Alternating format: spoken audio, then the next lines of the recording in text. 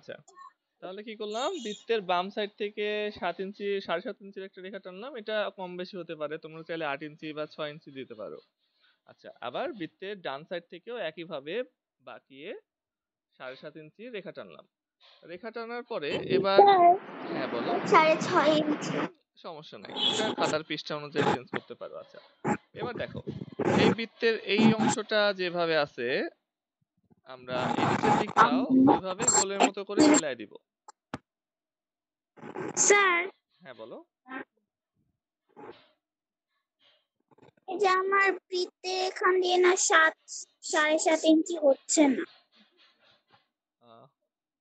7.5 ইঞ্চি হচ্ছে না কেন, মানে জায়গা হচ্ছে না? স্যার মানে যে এইখান থেকে ভিতরে চলে যায় বৃত্তে। ও, আবার একটু দেখো, এই যে আমরা বাম সাইডে যেখান থেকে ধরছি, এইখান থেকে, হ্যাঁ, দেওয়ার পরে এভাবে একটা রেখা টেনে নেব ডান দিকে বাঁকিয়ে। রেখা টেনে যেখানে রেখাটা আসবে, প্রায় অর্ধেক করে ফেলছি বৃত্তটাকে, ওই পাশ থেকে কিন্তু আরেকটা রেখা নিব। স্যার হয়েছে। দেখি।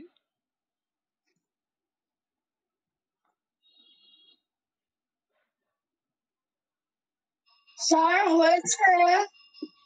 হ্যাঁ দেখাও। হ্যাঁ হয়েছে। আচ্ছা, হ্যাঁ ঠিক আছে। আচ্ছা,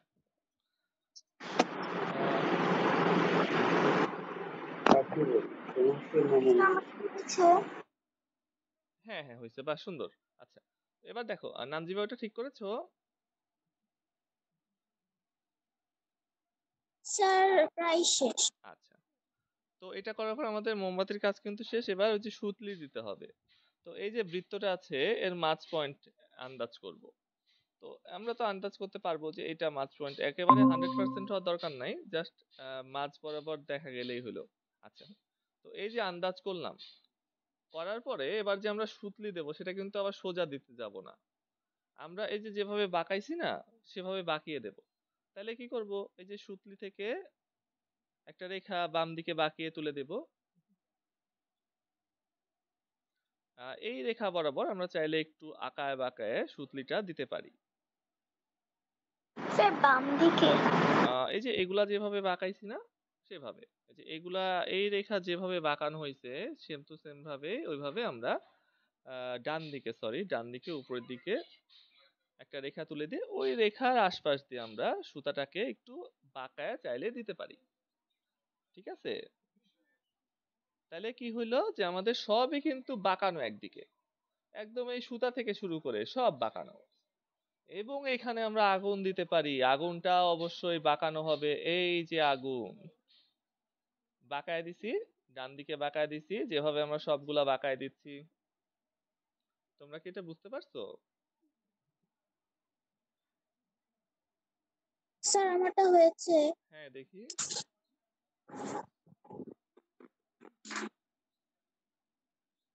এক মিনিট দাঁড়াও, একটু জুম করে দেখি। এই তো, বাহ সুন্দর, সুন্দর হয়েছে। আচ্ছা, ওই সুতাটা একটু মোটা করে দাও। স্যার আমারটা হয়েছে। হ্যাঁ নানজিবা, সুতাটা একটু মোটা করে দাও। আর প্রাপ্তির এখনো দেখি, এক মিনিট। এই তো, বাহ সুন্দর হয়েছে। আচ্ছা, সুন্দর হয়েছে। এবার যদি আমরা চাই যে মোম একটু গলে গলে যাচ্ছে, তাহলে কি করতে পারি, এই যে এখানে আমরা এই যে গলানো অংশ দেখাতে পারি, এই একটু গলে গেছে, ঠিক আছে, এই একটু এইখানে একটু গলে যাচ্ছে, এরকম কিছু অংশ দেখাতে পারি, যে এখানে একটু গলে গেছে, এদিকে একটু দেখাতে পারি দুই একটা, এখানে একটু গলে গেছে, এটা দেখাবো। হ্যাঁ, এটা করার পর আমাদের কিন্তু আঁকানো শেষ। তাহলে একটা গোল দিছি, গোলের দুই পাশ থেকে একইভাবে বাঁকিয়ে, গোলের দুই পাশ থেকে একইভাবে বাঁকিয়ে সমান করে দুটো রেখা টানছি। এটাও 7.5 ইঞ্চি টানছি, এটাও 7.5 ইঞ্চি।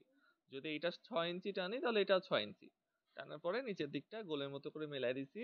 বৃত্তের মাঝখান থেকে ডান দিকে বাঁকিয়ে একটা সুতলি এবং আগুন দিছি। আচ্ছা, এ পর্যন্ত করার পরে আমাদের আঁকানো শেষ। এবার আমরা এটাকে মার্কার দিয়ে অথবা সাইন পেন দিয়ে বোল্ড করব। আমাদের 3D কিন্তু অলরেডি হয়ে গেছে। বাঁকা করে যে কোনো জিনিস লম্বা করে আঁকলে ওটা 3D হয়ে যায়। আর এটা হলো সব থেকে সহজ একটা অবজেক্টের মধ্যে। এই জন্য প্রথম ক্লাস তো 3D, এই জন্য সহজ থেকে শুরু করলাম। আর ওই যে দেখালাম যে ওকে আঁকানো শেখাইছি, ওটা কিন্তু অনেক জটিল, কারণ ওখানে অনেক মাথা আছে, অনেক কোণ আছে। স্যার হয়েছে। হ্যাঁ দেখি। স্যার আপনার কথা আটকে আটকে আসছে। আটকে আটকে আসছে, দাঁড়াও দেখি, ডাটা অন করি। আচ্ছা এবার দেখো তো ঠিক হয়েছে নাকি? স্যার এবার ঠিক আছে। হ্যাঁ মিরাজ, আঁকানো হয়েছে। তো এবার স্যার আমার তো হয়েছে। হ্যাঁ দেখি, যাদের দেখানো শেষ তারা এই করে ফেলো, বোল্ড করে ফেলো। হ্যাঁ হয়েছে। আচ্ছা, আঁকানো শেষ যাদের তারা মার্কার দিয়ে বোল্ড করে ফেলো। স্যার কিছু পেন্সিল রং দিয়ে করা যাবে, মানে বোল্ড করা পেন্সিল রং দিয়ে করা যাবে? হ্যাঁ করা যাবে, অবশ্যই করা যাবে। মার্কার না থাকলে, সাইন পেন না থাকলে পেন্সিলের কালো রং দিয়ে করবে, কোনো সমস্যা নেই। শুধু একটু মোটা হইতে হবে। আমি 1 মিনিট, আমি মার্কারটা নিয়ে আসি।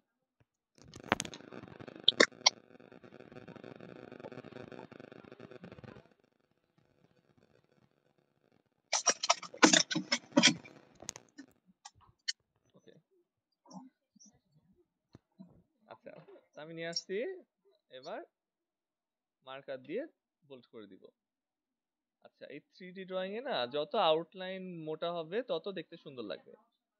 যত আউটলাইন মোটা হবে তত সুন্দর হবে। হ্যাঁ, এই জন্য কিন্তু আমরা মার্কার দিয়ে অথবা সাইন পেন দিয়ে করতে বলছি।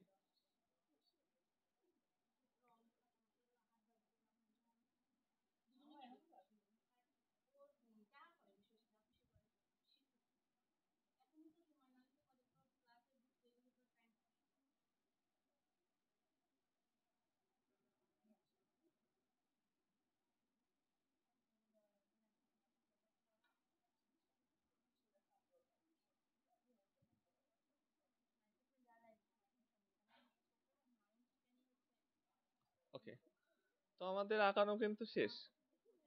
3D মোমবাতি আঁকানো শেষ। এবার এটা আমরা রং করব।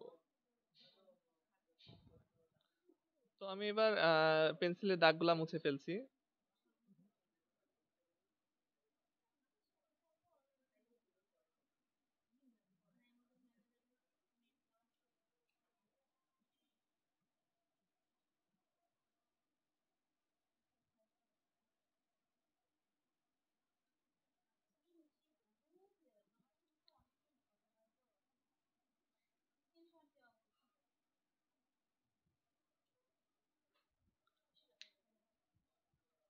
আচ্ছা, তো আমাদের বোল্ড করা শেষ হয়ে গেলে এবার কাজ হলো রং করা। এই অবজেক্টটা একেবারেই সোজা। হ্যাঁ, তো এটা বোল্ড করা হয়ে গেলে আমাকে জানাও। তারপরে কিছু বেসিক জিনিস আমার একটু বলার আছে। এই তো, বাহ সুন্দর হয়েছে। আচ্ছা, তোমরা চাইলে মোমবাতিটা ডিজাইন করতে পারো। হ্যাঁ, আমি ডিজাইন করিনি। তোমরা চাইলে এরকম প্যাচায় প্যাচায় ডিজাইন করতে পারো। ডিজাইন করার পরে শুধু একটা টিপস দিব, সেটা অনুযায়ী তোমরা রং করে ফেলতে পারবা, একেবারে সোজা।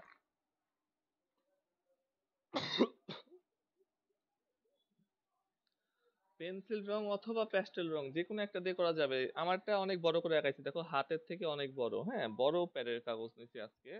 গত রেগুলার যে প্যাডের কাগজ দিয়ে ক্লাস নেই তার থেকে প্রায় দ্বিগুণ এটা। তো এই জন্য পেন্সিলটা, আপনি মোমবাতির গোলটার মধ্যে যে দাগটা দিয়েছেন আমি ওটা পুরো বর্ডার করে ফেলেছি। মোমবাতির গোলের ভেতরে এইটা। না স্যার, মানে একটা সোজা যে বাঁকা দাগটা দিয়েছেন ওটা আমি পুরো বর্ডার করে ফেলেছি। এইটা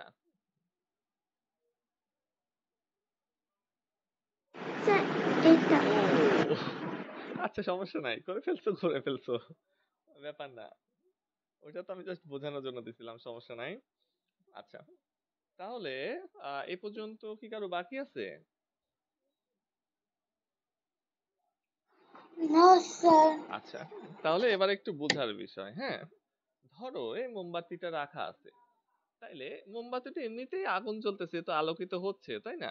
তারপরেও আমরা আইডিয়া করে নেব যে যে কোনো একদিক থেকে আলো আসছে, একটা আলোর উৎস নির্ণয় করে নেব।